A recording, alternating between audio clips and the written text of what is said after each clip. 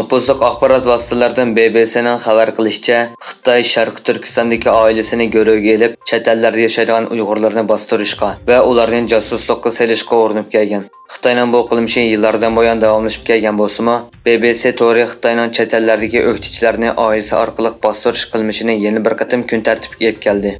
Egilenishicha, Dr. Tobin Angliyada 48 Uyg'urni tekshirgan yoki ziyorat qilgan. Bularning 3dan 2 qismi Xitoy soqchilari bilan bevosita aloqalashganligini va josuslikqa, tashviqotdan o'zini qochirishga yoki taratqularning ziyoratini qabul qilishdan to'xtashga majburlanganligini aytgan.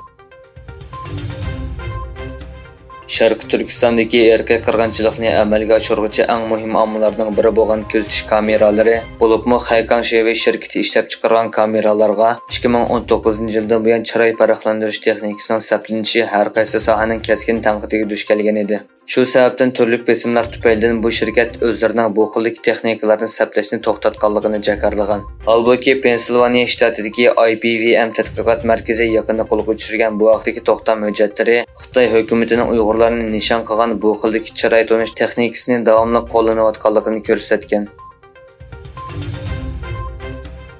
Xitoydagi yasimchilik sanoatining setaverish ko'rsatkichi 7-oyda 49dan 49.10dan 3 ko'rilgan bo'lsa-mu, ammo bu nisbat mo'ljardagi 50 dan tuvan bo'lgan. Bloomberg to'g'rini xabar qilishicha, Xitoydagi yasimchilik faoliyati 7-oygacha uda 4 oy tuvanlagan. Garchi tuvanlash oldingi oydagi qaraganda osti bo'lsa-mu, ammo davlat ichiga ehtiyojni qo'zg'atish uchun siyosiy jihatdan texnik ko'p qo'llashga ehtiyojli ekan.